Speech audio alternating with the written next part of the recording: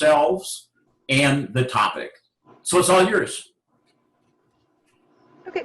Hi, I'm Olivia Briganti, and I worked with Kiera Horan on our presentation. We were given the article 12 Unconscious Bias Examples and How to Avoid Them in the Workplace by Bailey Reiners. So we're just going to kind of discuss and go over the 12 implicit biases, give a definition of each, how they can negatively impact the workplace, and then how to prevent them going forward. What did you think when I gave you this article?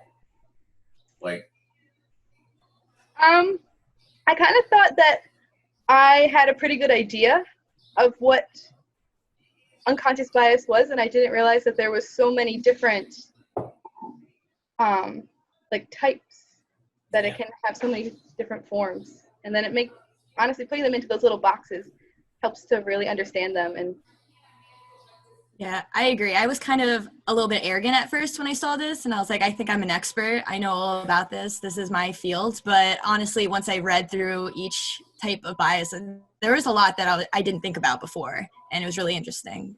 Good. So what is bias? So unconscious bias are learned stereotypes that are automatic, deeply ingrained, unintentional, and influence behavior. So bias in and of itself is not necessarily wrong or bad. It's the way our brain can process more info than the conscious mind, and it takes shortcuts. Basically, it's a tactic for survival. But therefore, bias is often very flawed and wrong, and it plays a significant role in perpetuating the cycle of underrepresentation in the workforce. so the first bias we're going to go over is affinity bias. This is the tendency people have to connect with others based on similar interests and things that they share. This is the like-me effect. So the problem that this could have is you could continue to hire people for your team that all just think the exact same way. Nobody's really challenging each other, and you're not really going to evolve as a company or come up with new ideas to innovate if you're just coming up with the same things all the time and everybody just agrees with each other. So a way to prevent this is when you're interviewing a candidate to really think about what they're going to provide to the company. Are they a culture fit, or are they a culture add? Are they going to add to the company, and what they're going to bring? So this could lead to groupthink. We all bring our own experiences, and since they're all similar, we behave and act in the same way. We may not be as open to new things. Is that right? Yes. Okay, good. So the contrast effect. This is when you compare two or more things that have come in contact with each other, either simultaneously or one after another, causing you to exaggerate the performance of one in contrast to the other. So for example, if two applicants are interviewed one after another and the first one was super rude and ill-mannered and unqualified, this will make the next applicant appear amazing if they are remotely more behaved. So a way to avoid this is to create a structured applicant review and interview process so that you can judge them as individuals by the same type of standards. So we have confirmation bias. This is the inclination to draw conclusions about a situation or a person based on your own personal beliefs or prejudicial views. So this can lead to you in an interview kind of asking questions that you are just going to confirm what you already think of somebody. So say that they're from a certain part of town, or they have a certain skin color, and you have already prejudicial views about what that means for that person or what they're going to bring to the table. It could lead to you asking questions that only confirm what you already think and not really discussing the merit of the candidate. So a way to prevent this is to really just ask standardized questions, skill-based questions, and figuring out how qualified that candidate is to work for the company or what they're going to bring to the team outside of where they are from. So the next one is gender bias. This is the tendency to prefer one gender over another gender. And along with the wage gap, male candidates are 1.5 times more sought out by both male and female recruits. So a way to avoid this is conducting blind screenings, setting diversity goals, and focus on judging candidates by skills and merit than just by their gender. And Why do you think that happens? I'm like, this is 2020. Why do you think this still is an issue? Well, it's interesting. It's just it's very systematic. With the male workforce is the most heavily, male gender is the most heavily, what am I trying to say? It's more present in the workforce. So by extension, it just kind of, over time, it becomes less thought of. And now, even more now, people kind of interpret that it's no longer about gender, and acknowledging that gender is still a bias and is still a factor is the first step in helping and reversing. That surprises me. I've worked for women, have been my boss for like half of my career. So, I mean, maybe I don't see that as, but then again, that's based on my experience, right? Definitely. So if you had a different experience, you may have a different view. No, definitely. Honestly, from my personal experience, whenever I worked at this restaurant, my friend Rob, he was hired before me, and all the coworkers loved him and they thought he was great. And I had waited tables before it, and so once I got hired after him, I expected the same response, but nobody liked me. So it could be a testament to myself, but when I spoke to my other coworkers, they were like, that's kind of just the atmosphere. They really like the male coworkers. They're just going to judge you more. And it was by both men. How were your tips? They weren't terrible. They were okay. It was in the Hamptons, so it depended on the crowd that day, whether they were in a mood or if they're being nice. Okay. All right. So also having women mentors will help alleviate this problem. Successful women in the field mentoring other women will help reverse these effects. So next we have attribution bias. This is the phenomenon where you try to make sense of or judge a person's behavior based on prior observations. So this could be something like they showed up late for their interview, and you could automatically assume that this means that they're lazy and they don't really care about the position and kind of just write them off, when in reality it could have been something serious. It could have been something serious happened to a family member, or they could have gotten into some kind of accident on their way. Or if you're looking over their resume and you see some indiscrepancy, something that doesn't really make sense, you could just automatically assume that they're trying to be fraudulent and lie on their resume to get the position, when it could be something that could be easily explained.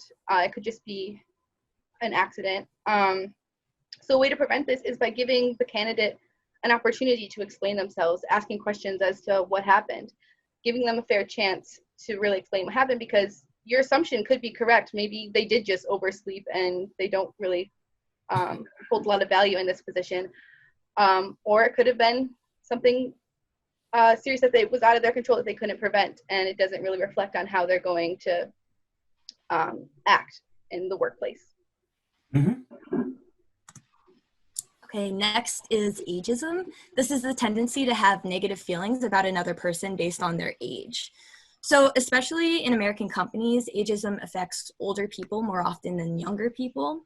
And 58% of workers start noticing ageism in their 50s. So for example, advertisements for jobs seeking recent college graduate, energetic person for young company, digital native. These are ways that employers make market discriminatorily to younger candidates and kind of avoid the older candidates. So a way to avoid this is to train teams about the myths that come with ageism and to value experience and expertise in the fields. That's a fascinating topic when you look at it, and I think you could see both sides. Are there, and I'll look at, I'm not a technology wizard, far from it, but I use technology, and I realize with students, half of you guys have no clue how to do stuff technologically. But then again, the same thing I've seen, I mean, you've seen it perhaps when we went to teaching online in March. Did you have different experiences with different people? Honestly, from a personal standpoint, I am terrible with technology. I didn't get it until I was 17 years old. And so a lot of things I didn't understand that a lot of people my age do. So there are a lot of just stereotypes that, oh, young people know everything about IT, they know everything about computers, but it's really not true, especially in my case. Do you think that your case is probably more typical than non-typical? Honestly, yes. I definitely think that people kind of just have an assumption that younger people know or are willing to know more about technology. Okay. But that's generally just not the truth. There's a lot of older people that have extensive more expertise in the field than I ever will. Sure. And others, you know, you should see some of them trying to get on a Zoom call. Exactly. Oh my God, like, come on. Olivia, what about you? What has been your experience with this? Yeah, I would say I agree. I think it's honestly how interested you are in technology. Because, I mean, sure, maybe young people are better with using like social media and things like that. But when it comes to like advanced tech, like I honestly have no interest in that kind of stuff. Even though I'm young, I don't really know how in depth to go into it. But then I also saw different professors really struggling with how to use online versus some that it was a much easier, quicker transition into it. And it had nothing to do with age, did it? No. I mean, all my professors were probably generally around the same age. So I think it was just how prepared they were, because some of them just had never done online at all. Yeah. So. Yeah. It's a tough thing. And I mean, and some companies have realized that us old folks are probably more efficient on some things because you got to learn how to do these things, where if you've done these things and adapted over time, we're more efficient. But I'm biased, of course. That's my bias. So next we have conformity bias. That's the tendency people have to act similar to the people around them, regardless of their own personal beliefs.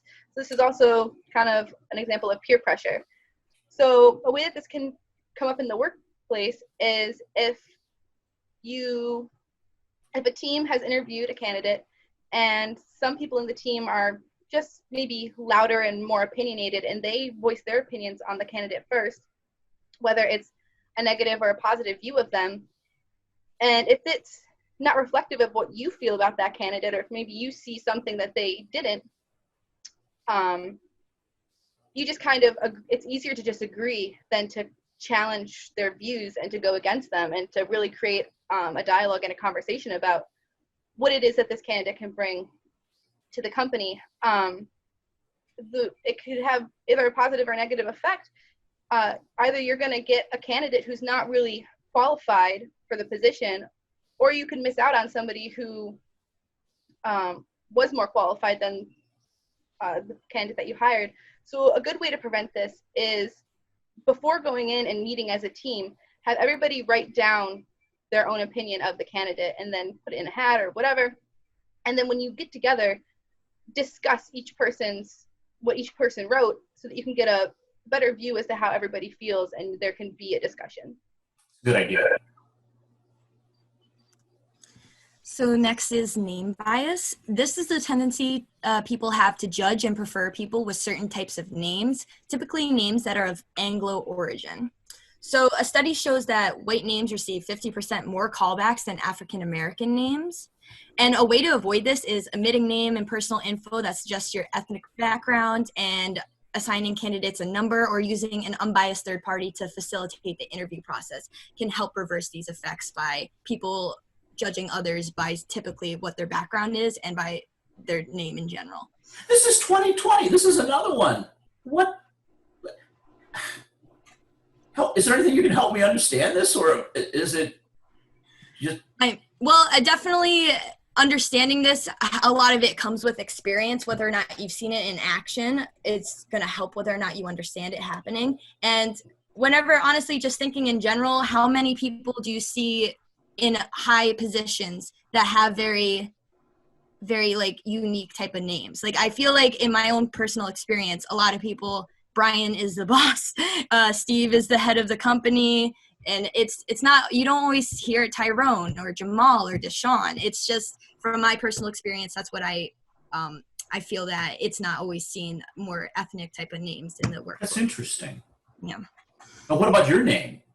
Where My does name your name Kiera. fit? Well, Where honestly, when this? some people say Kiara, they feel that they think that my name has a bit of a uniqueness to it. But in general, it's very Irish. It's not it's pretty common. The more I've gone to Geneseo, there's a lot of Kieras out there. Yeah. I don't think it really has much to do with my candidacy. Okay. Personally. There's the halo effect. This is the tendency people have to place another person on a pedestal after learning something impressive about them. So this could be, and it generally is, based on the school that they went to, where they got their education.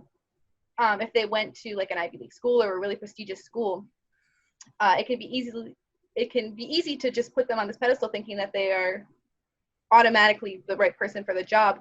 But as if the 2019 college admission scandal taught us anything, it's that a lot of the times students aren't getting into these colleges based on their merit. It's because celebrities and people with a lot of wealth and power are basically paying their kids' ways into these schools.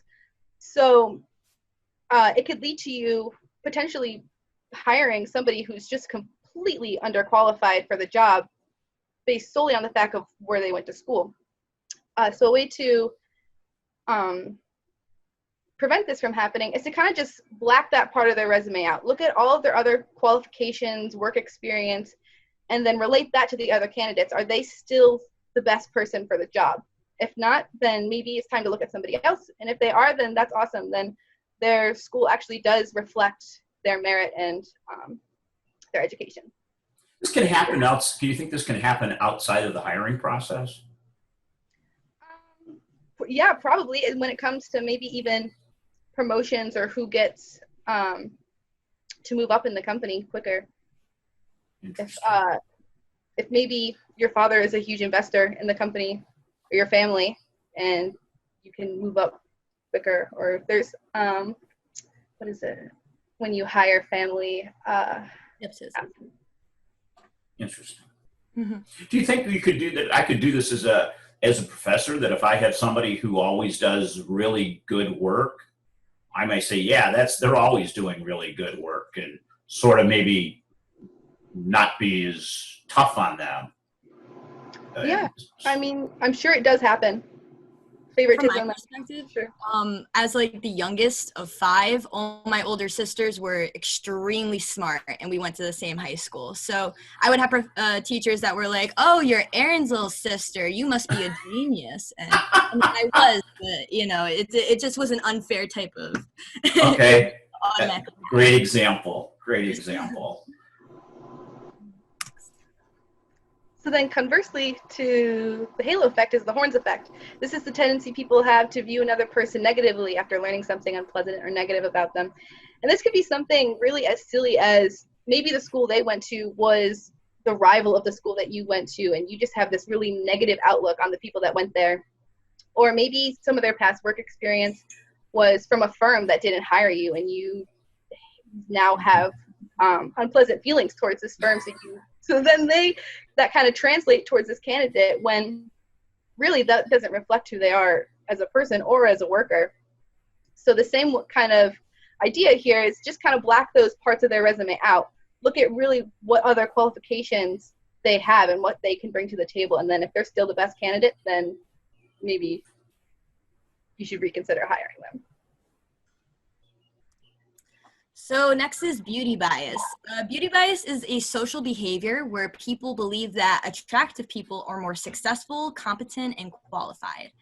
So there's actually kind of a twist in this bias that involves gender. So while average-looking and attractive men are picked more for positions in business, being like a tow truck driver or a switchboard operator, attractive women are actually not considered for this position more statistically.